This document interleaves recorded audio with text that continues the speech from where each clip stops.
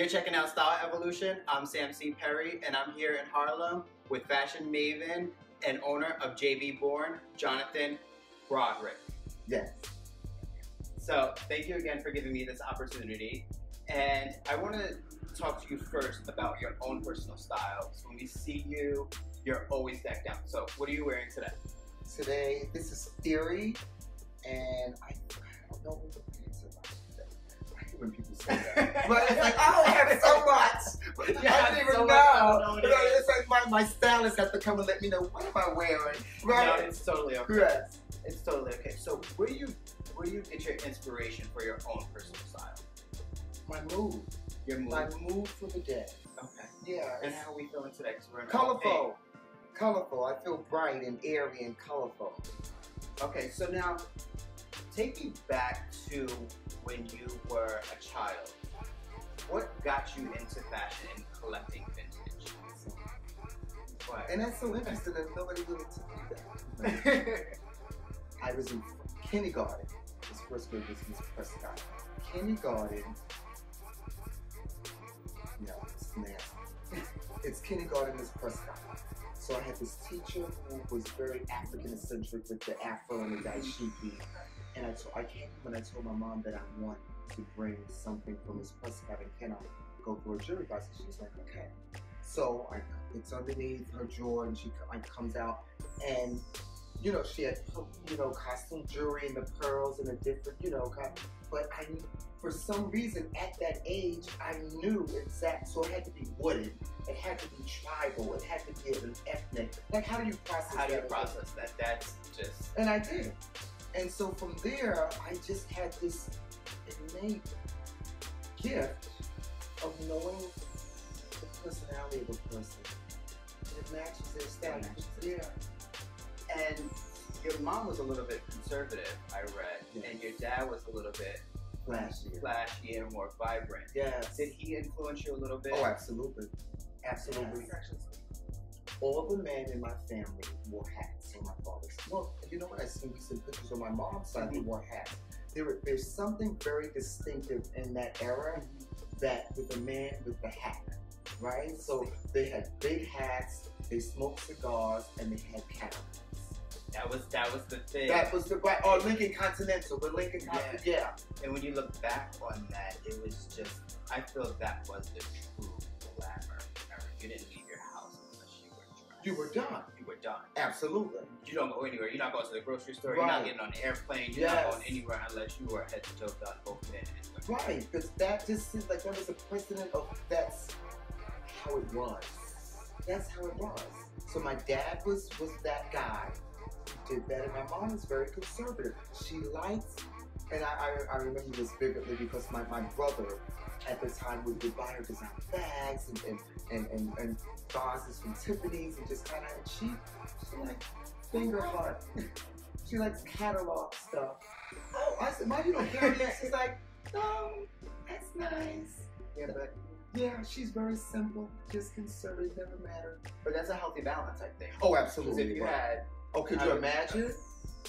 Could you? Right. But then I had a glamorous aunt, Evelyn, and she reminded me of Diane Cat. You always have that one aunt that just takes it to another level, right? Is your family from the South? They are. Okay. Actually, they retired down there in South Carolina, and they've been married. It's going to be 57. That's a blessing. You don't hear that nowadays. You don't hear that. 57. That's such a blessing. Yeah. And it's still the same. Mom's still conservative, dad is still wear his hats and his suits. And of course, so then all of that just really influenced you to just keep going within fashion and just understanding and learning more from it, would you say? Oh, absolutely, because in my household, it was how you portrayed yourself outside of the house. You know. Your image was everything, always be done. Absolutely, I was a Bodrick.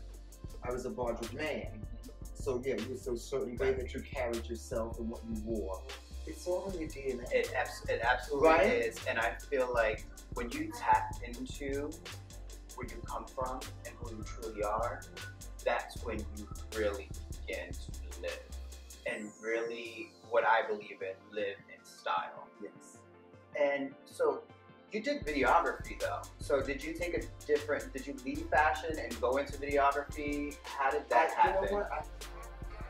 For a very long time, I denied that I had this thing for fashion. Because I didn't think it was that important, or it wasn't curing cancer, or it wasn't, like, really? Are you that shallow? Because people look at it as just like, oh, you play with clothes all day. Right. They don't realize that it's a $1 billion business. That's what's, exactly. Fashion can truly change life. Absolutely. It can truly change life. So I wanted to be a teacher, I wanted to be a lawyer, and my brother, because he's a Bodrick, he owns his own production company. And I started working for him. So I still had that taste of the fashion because we sold footage of celebrities and sold it to the networks. Okay. So I was able to do the red carpets. And then you could hear, so-and-so saying, this is vintage Balenciaga. Who are you wearing? Who are you? So those times of seeing Jennifer Lopez come out and seeing all of this, so I was starstruck. And I used to do the Met Gala, I used to see all that. Yeah. So that's still kind of like my urge to feed that. Yes. Until one day, my brother's production company, BMJ, we had a space of where we used to do intimate parties or photo shoots. And I proposed to them, I said, why don't, I start doing shopping parties with that? I don't even know what that, because I've collected so much. Okay. This space is there. Let's do something. And that's when b.o.r.n was born. So that it was originally in the Bronx. Yes, in South Bronx. And then you moved it to Harlem. Yes. What was the reason for the change? Was it more cultural? Was it for the change? From the Bronx to Harlem? We had a huge loft space. This is so funny because how times change. During that time, 12 years ago, the South Bronx was what it is now as when it was when hip hop started. It's an industrial area. It's a great hidden gem, and people supported me. And I spoke to my mentor and I told her what I was doing. And I said, it's just one stop away from Harlem, and and I'm going on. And she says, I think that might be one stop too many. Okay. It's about location. And a friend, I was down the block for 10 years and just recently moved here to this space. It was about location. It was kind of brutal out here in the South Bronx. Because when I started out, they didn't have like the swipe thing that you could put onto your iPhones and all that. So we did cash, or when credit cards came, we had to walk them down the block to the bank. Oh my goodness. Okay, so that is a complete sign. That is a complete time warp. Right. That was even when people were still really like writing checks. So we would go, I have my friends, because I didn't have, they volunteered. And we'll pack up their package, and they'll escort them to the bank. They'll give them the package, and then they'll swipe the credit card. Oh my goodness. complete time. So come with cash. Yes. Come with cash. And so what does b.o.r.n actually stand for? b.o.r.n is borrowed, old, refurbished, and new. And so we know what it stands for, but what does it mean? When I proposed with my brother that I do a shopping party, I didn't have a name for it. It was just, okay, let's do a shopping party. And you know how when you think too much, you're like, okay, what am I going to name? Okay, what? And I fell asleep. It sounds so corny. and I dreamt about b.o.r.n because I knew that my life was going to change. Once I wasn't under my brother, it's my older brother, and I have an older sister. I was always Jonathan, the younger brother. And I knew I was coming into myself, and I felt b.o.r.n. Without getting, I don't want to get too deep, okay, but using that analogy that you just said, you went to sleep, you had this dream about b.o.r.n. Do you feel like because you not necessarily hid from fashion, but you deterred from it a little bit, do you feel like that was like your rebirth? Absolutely. Absolutely, it felt. I said, b.o.r.n. It's going to be b.o.r.n. And didn't know the tie-in. Like, I didn't have a fashion party and it's called b.o.r.n. Like, what?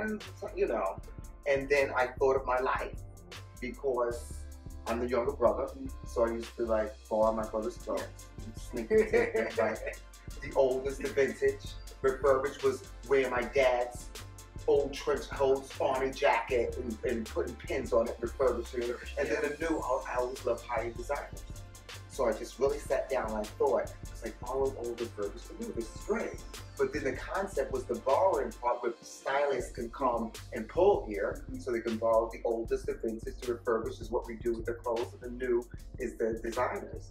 So it just worked. It just worked. It absolutely does make sense. And when you're going out and you're shopping to various stores, how do you determine what items you're going to bring in to see? I think they choose me. And it's very important for me to stay abreast of what's in fashion. Absolutely. You know what I mean? Because it's always changing, right. And now faster than ever. Right. So it's not, because I didn't want a vintage store or a store where it can look costumey and it's not modern. Yes. So if gingham is really hot or fringe is really hot, I'm going to look for something with gingham and fringe, or the prints, or it's a polka dots, or it's a coral.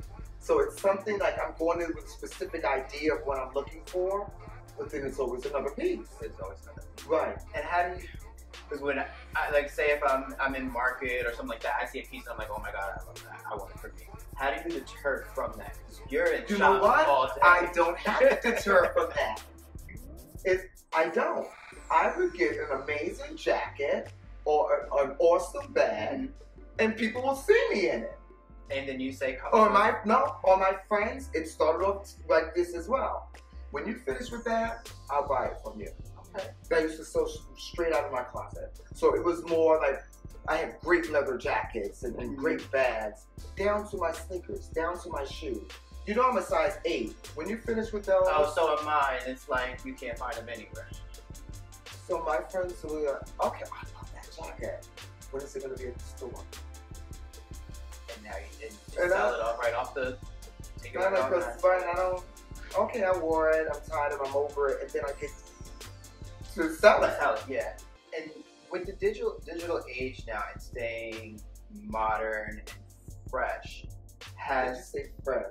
What, is that an old term or something? No, but fresh. Okay, well, we'll say just modern, up to date. So staying up to date and with the digital age, how has that changed how you look at fashion? You know what? It's confusing sometimes just for me. Because if you look through the magazines, they'll say trends or what's hot. So camouflage, denim is in, crop top, everything is in, maxi, flows, florals, polka dots, and this is just from magazines. Yeah. Like, well, it's everything is in. Everything is in. Right. Yeah. Vintage, I feel like so many people have a misconception of what vintage truly is. They think something before last week it's changing so much, so, because like you said, like if you look up vintage, it'll be 20 years old. Yes. Anything that's 20, and antique is like over 100 years. Then they use retro. And it's all vintage. But they have lines that are called vintage. I can't think of. There's a line that's called vintage something. It's not vintage. It's not vintage. Like it's not our definition. How we use words back then is totally different than how it's used now. So when you're pulling, well, you'll pull something, of course, then from last year because the term has changed. Okay. You don't look at. I do not go with the trends as far as like I want to know what people are wearing, and then I want stuff that I like, because if I don't like it and believe in it, I don't feel like I can sell it. Exactly. You know, like I'm just gonna say, and I don't really, because I can't really sell it because I don't have nothing to talk about. It has to have that personal connection. Yes. And menswear now it's a business that's growing so much. With this week being, New York Men's Day and New York Fashion Week, the first time ever for it being men's here in New York. Do you see a spike in men coming in looking for great pieces? Absolutely. It's that guy that's looking for something different. that he wants to stand out. I love when you mentioned about the NBA. Yeah. I love that stuff. But it's almost like finally they caught on. I love it. They're wearing those. You see Dwayne Wade, and they're wearing those socks, and they're over lines. I think somebody is over Converse or or something. The Puma. No, yeah. Westbrook. Something Westbrook. I don't know the sport. Neither do I. A Westbrook, Westbrook guy has a line and he's in Barney's or something. And these guys are looking fantastic. They really do it. I don't know how I feel about them yet being front row at all the shows. Yeah, but bloggers front row. Bloggers are front row. Bloggers, So I don't see that because again, we said it's about the money. So if we see whoever that's a sports person in the front row and wearing a designer clothes, it's going to sell a lot of clothes. And that's at the end of the day, that's what it's right. And before we end, I want to ask you, what is next for Jonathan and what is next for b.o.r.n? I had the privilege and honor of speaking and doing a workshop for the Women of the World Festival. Okay. That started, I think they started off in Germany, if I'm not mistaken, overseas somewhere, and they brought it to New York, and it was at the Apollo. Iconic. And I spoke at the Apollo. Wow. On a workshop from fashion from the inside out. I'm hooked. And that's where you see yourself. I want to do some motivational speakers. I changed my card. My card now says that I'm the Minister of Fashion and Curator of Cool. Minister of Fashion. I just got it. Minister of Fashion and Creator of Style. And I would honestly say that is you. That is Because fashion is my ministry. Ministry is just, it doesn't only have to do with preaching and religion. It's me talking with you, hoping that I inspire you and inspire others. That's your ministry, that's your story, and I'm a minister of fashion. And that honestly is what Style Evolution is truly all about. You completely said it. And just really quick, you touched on fashion and style, as you said, and I think people get confused on fashion and then style and not realizing that they are one and the same, but they're different. Oh, absolutely. How would you define? Oh, absolutely. Style is something that's in your DNA in New York. I don't care. I've seen many people have designer high-end clothes and they have no style. Thank you. It's something I wear when I go to the gym. I don't care if it's because the Adidas stripes are fluorescent or because my socks match the stripes or however. When I have it's so funny. I have like this leather bag that looks like it kind of reminds me of like Margiela because it looks like a shopping bag that you would get from the bodega, but it's in leather. But that's like my gym bag or whatever. And only you, Jonathan. But like a grocery bag, a plastic bag that's in leather. Like it's just a part. You can tell my glasses that I wear every day, regardless of what I'm wearing. It just says style. The way that you move through this world and the earth of just like, you can tell someone with style. Fashion is more of, fashion for me is just everything. The iPhone 6 is fashion. Would you say it's the business end? Fashion is more on the business end? Fashion is everything. Fashion is what people want. Okay. That's a good way of putting it. Right? Yeah, that's a good way. Because the latest coffee maker is fashionable. Right? That crumps or whatever, and you put the thing in the Keurig. Right, yes, the Keurig, that's fashionable. Marble countertops and stainless steel refrigerators, that's fashion. Whatever people are buying into and what they want. If it's a house, if it's the townhouse, if it's a 3-story, Harlem is fashionable right now.